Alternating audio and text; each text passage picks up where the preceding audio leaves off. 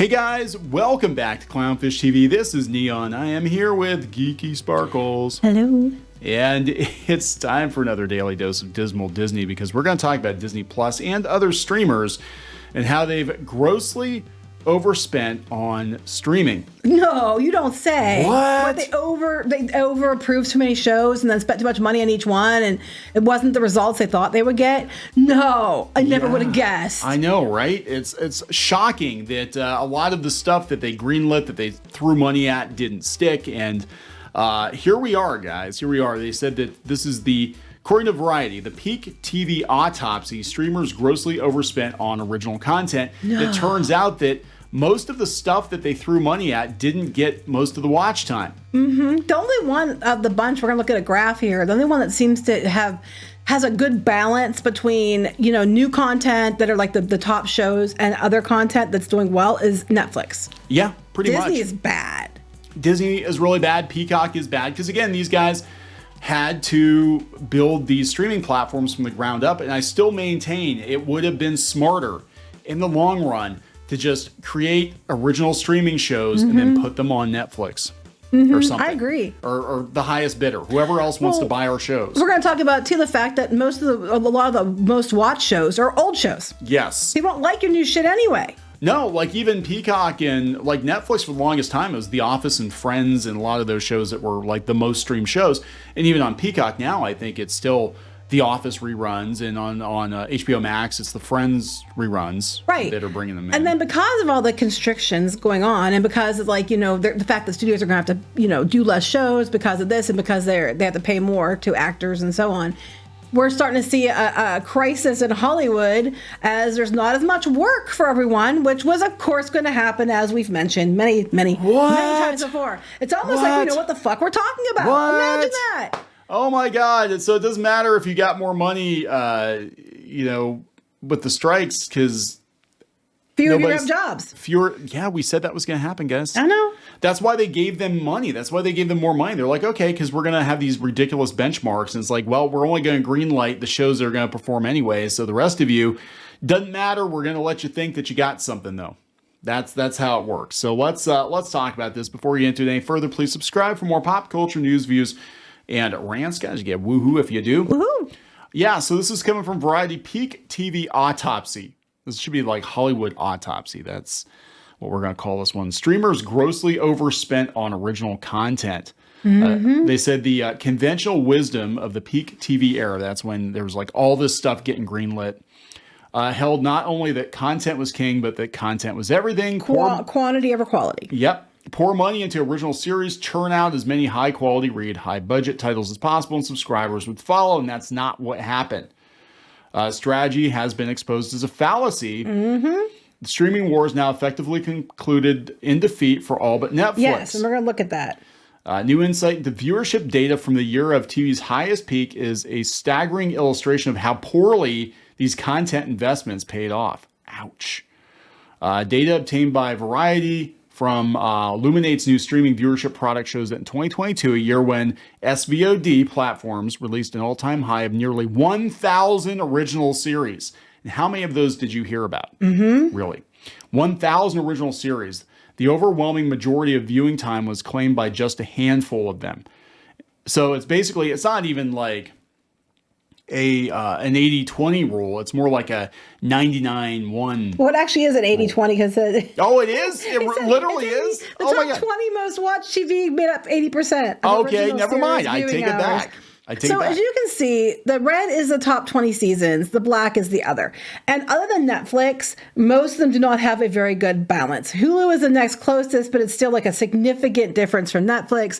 And then like Disney's is abysmal. 95% of people watch the top 20 shows, and then that means 5% watch the other stuff. Well, it's weird though, because in the case of Disney, it's pretty much that's their entire product. Like you pay for Disney Plus to watch the one new Marvel or Star Wars show or whatever it is that they have, maybe a movie or something. Like they only put like one new whatever out every week, it seems like.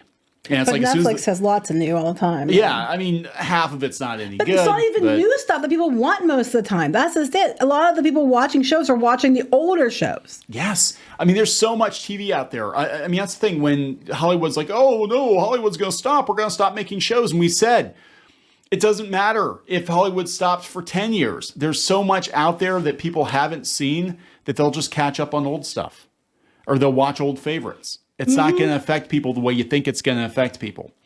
You know, plus you're vying for attention, not just with other TV shows, not just with other movies, but people are playing video games. They're on social media. They're doing other things. They're not just parked in front of the TV, and there's so much out there. I mean, back when we were kids, you know, back in the olden days, but back when we were kids, like everybody pretty much watched the same thing because you had network TV and then the rich kids had cable. I mean, yeah, it's great because there's so many different things you can watch because there's lots of people who have different, you know, tastes and they're going to subscribe to the platforms that they like the best. But the flip side is there's lots of stuff people can watch and it's easy to once again just fall into those shows that everybody's excited about. And they said that they overspent on robust slates of content. They could have done the same thing with fewer titles. Yeah. This throw everything at the wall strategy looks even more ill-considered when one notes that many of the top titles were easily predictable hits. Peacock's Bel Air, for instance, or Disney Plus Star Wars, Obi-Wan Kenobi. Well, that's up for debate.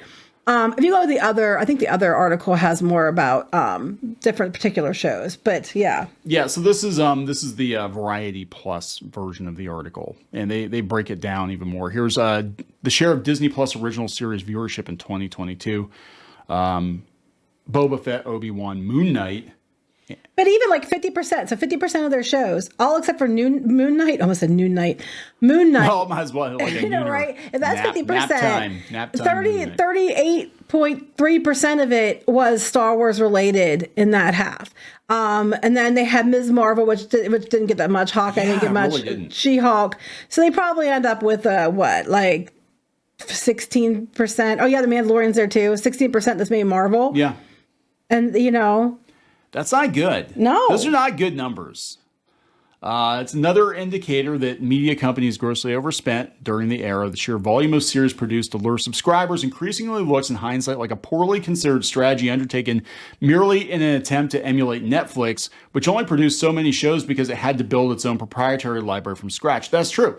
The only reason Netflix made its own shows, they didn't really go into it to be a competitor with Disney or Universal or whoever.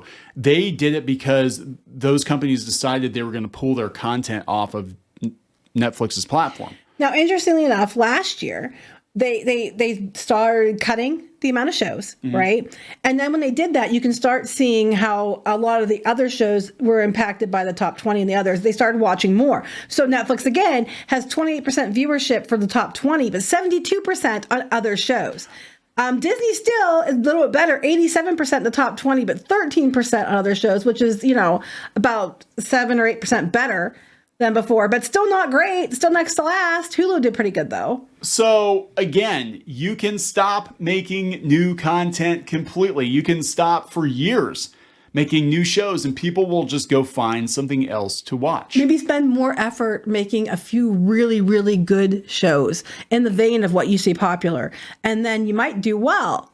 Well, even Netflix, like they have a couple of hits, but like I can probably name on one hand the number of shows that I would consider like a breakout. Like Stranger Things is a huge breakout hit. Squid Game, which wasn't even there. I was going to bring up K-drama. Yeah. They have a ton of K-drama on Netflix and stuff like that. So I think they're ahead of the curve. Like they already were looking into what was going to be big and switching that way before everybody else started jumping on the bandwagon. But even before 2023, when they started cutting shows, Netflix had a very balanced ratio of everything, but now they're like even more so kicking ass with all their other stuff getting a lot of attention, including their top shows. What are the old shows people keep watching? You keep going back to that article, but you never say what they are. What are they? Okay, let's look. Suits. Okay. Bluey, of course. NCIS. I think we looked at this before. Yeah, we did. Oh, my dad loves NCIS. It's like one of his favorite things. Grey's Anatomy, Cocomelon, The Big Bang Theory, Gilmore Girls, Friends, Heartland, and Supernatural. They're the top 10. But I know a lot of people are talking about watching The Office. Reruns of older shows. I mean, it's kind of like comfort food, you know. I mean, I will find myself like I'll stop if I know you don't like it, but if like Seinfeld's on or something. No, it's okay if you watch Seinfeld. I don't care. You know, I just tune it out. She doesn't like Seinfeld. She doesn't like Frasier. They're actually two of my favorite shows. I don't. But I will But he doesn't stop. like my K-drama, so it's okay. That's okay. Yeah. But, you know, anytime they're on, like if I'm flipping through the channels, I'm like, oh, Seinfeld. I'll watch this one. Even though I've seen this one like 8 times, I'll watch it again just because I know it. Even if it's background noise, it's, you know, familiar to me. And it also reminds me that TV used to be a lot better than it is now. And then back to the thing about, we were talking about how they did better in 2023 because they had fewer shows. Well, the problem about fewer shows is it's leading to another problem. And there's a panic in Hollywood because when you have fewer shows, you have fewer jobs. And Yes. you guys got what you wanted with your strikes. However, that only applies to projects that get produced. So Yeah. you got what you wanted, more everything, but there's going to be fewer of you that actually are going to get it. Yeah, now what's interesting is we knew that they were really cutting back on scripted shows because scripted is expensive, but this is actually reality shows too that they're cutting back on. And this guy was a producer who worked on Kitchen Nightmares and Hell's Kitchen. He wound up having to drive for Uber Eats. And he found out his Netflix On Netflix. Yeah, he Fresh, went, Fried, and Crispy got 4 daytime Emmy nominations. Oh my God. and he was driving for Uber Eats. Like, Wow. That sucks. Okay, that's not okay. No, a lot of these people delivering food. Yeah, I mean, Yeah, DoorDash. Like, I mean, this is crazy. They said, this guy told Deadline, this is Patrick Caligari, told Deadline that he knows the people who are working for DoorDash who have 5 Emmys on their mantles while others are driving for Uber or selling their inherited grandmother's jewelry to make ends meet. Everybody thought, like, look, and I'm not chastising people for this. Everybody thought this was going to last forever. You know, we're seeing this in tech right now, too. People are scrambling. They're like, oh, my God, the money's running out. What do we do? I think for reality TV, the reason you're pricing a contraction on that as well, besides the fact that the contracts and stuff, but for every like 20 reality TV shows, maybe 2 or 3 do well, the other 17, 18 don't, you know? Yeah. So they're going to, of course, they're going to look to see what performs, what they want to stick with, what they want to put their money behind. I mean, reality TV is usually cheaper for them to produce, but you still have the problem with, are people going to watch it? Well, I mean, now I'm looking at reality TV, and we've been watching, what's the one show? Caught, which is just like body cam footage. Right? Like, they don't even have, like, do they Well, I have? didn't watch it, but you were, yeah. Like, it's probably like 10 people probably put this together, right? I mean, it's not like YouTubers could. Look, I'm not minimizing what they do, but I'm just saying, like, this is not a show with like super high production values. There are no products really being produced. Just Even voiceover with, and like the ghost shows, the ghost hunting shows, which I like. You can go onto YouTube and find like Sam and Colby and other people doing them, and they're doing them. You know, they're more interesting, and they're doing them as well, if not better. And and they just do it themselves. Yeah. You know, I mean, now like the alien stuff and things like that, you know, not as much the case, but it's out there. You can find podcasts and people that have spent years researching this stuff, doing their own stuff. And it's probably as well as researched. They're the experts they bring in on these shows. A lot of times, yeah. Yeah. And you can just go there and you don't have to turn on the TV, you know, unless you're watching it through your TV. But I'm just saying, they have a lot of competition from places like YouTube and podcasting and things like that. And it's eating their lunch. No pun intended, because some of these guys are delivering your lunch now. But no, this guy said, I don't think anybody in the nation knows how bad it is in Hollywood. Oh, I figured. We said this was going to happen because, you. we hate to be those people, but we're totally going to be those people because we're still given the premise that the economy is doing great right now. I don't know who told you that. I don't know. There's a trickle down effect. First, we're out of business, but then we're not hiring the catering companies, the drivers, Yes. the trucks, or the production. That's true. I mean, a friend of ours actually leases out like furniture and stuff, sells furniture to Hollywood. And if they're not buying, then they're not selling, and people aren't buying food. They're not, I mean, all these service industries that revolve around Hollywood. It would be like if the theme park, well, this did happen in Florida. The theme parks closed down for a while and everything just kind of imploded. Right. And that's just it. And it is a trickle down effect because everybody, there's the Hollywood, the nature of Hollywood is there's so many businesses around Hollywood that aren't like the celebrities necessarily, but they're important to different productions and things. And we saw this before, like with the pandemic, because they had California shut down so long. Yeah. And then with the last strikes and stuff, we kept seeing people that were complaining because like their restaurants going to go out of business. Their, whatever, their prop company or whatever they're doing, they can't work if you're not working. So they're going to have to lay people off and go out of business. It is definitely a trickle down effect. It's like that with any industry and if there's a whole community popped up around it. It is what it is and it sucks. Yeah, this is crazy. So one of my favorite network executives got let go a week after she won an Emmy. People were suffering from full-scale depression. They said there's son of a steel worker. I wonder if they're from Pittsburgh. I don't know. Because a lot of people you would be surprised how many people in Hollywood are from PA. Yeah. Because we get shit done. We do. I can tell you off the top of my head, I know like half of the people working in animation in California, a lot of them came from like Pittsburgh or Philadelphia. I wouldn't say half, but there's a lot of them. Half the ones I know. Okay, half the ones you know. Half the ones I know came from There you go. This person said that one described it as feeling like they're on one of the lifeboats from the Titanic, watching the ship go down and everyone's swimming out there. You're trying to get as many people out of the water as you can, but you only have so much room on the boat kind of thing. But here we go. This kind of brings us back to streaming. This person here is calling it TV Darwinism, said that others believe it's the natural progression of the sector TV Darwinism, as described by one producer. The sector's Tiwis. That's what we're going to call them. The Tiwis. The sector's too fat. There are more producers pitching shows than the system can support. This is literally Darwinism. Yes. Survival of the best position. If you think about the business as a whole, it's severely diminished. We've been through an explosive 15-year content bubble. There's now a major contraction. I don't think it's just TV and movies. I think we're seeing it in video games and journalism and comics, et cetera, et cetera, et cetera.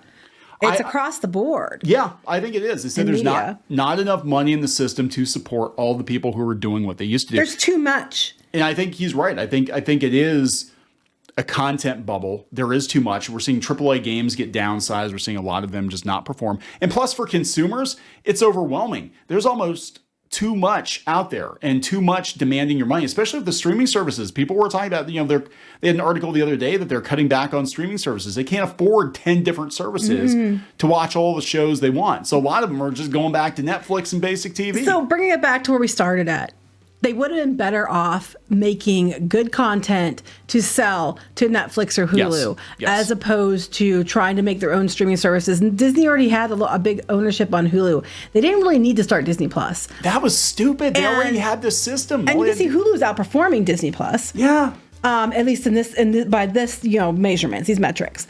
But I'm just saying, it's like you didn't need to do that. And now they're doing it. They're doing it Disney Plus with Hulu, and now there's a teal logo for it. Now, did you see that yet? It was blue and white for Disney Plus, right? Right. So now, because that beta tested version is going to go launch the end of this month with a Disney Plus with Hulu, and Hulu's green. They made the new logo teal. I'm totally serious. Okay, I don't understand. When you have Hulu and it is basically just a platform that you can put video on and you're charging, you didn't need to spend however many billions of dollars you spent on Disney Plus. You just had a Disney section on Hulu and you charged extra for it. That's all you had to do. I think they were thinking, because at the time Comcast still owned a third of it. Hulu. They ended up buying it out eventually, but they already knew at that time they had a plan to buy it out by 2024 anyway. So I don't know, but I'm just saying we're taking it back to where we started, and we're gonna have to wrap it up because we're running out of time. So I think that's what's gonna happen though. At the end, I think a lot of these people that pull their content off of Netflix are gonna go crawling back to Netflix. That's what I think is gonna happen. All right, so let's wrap this up. Please subscribe for more pop culture news, views, and rants, and we'll talk later. Bye.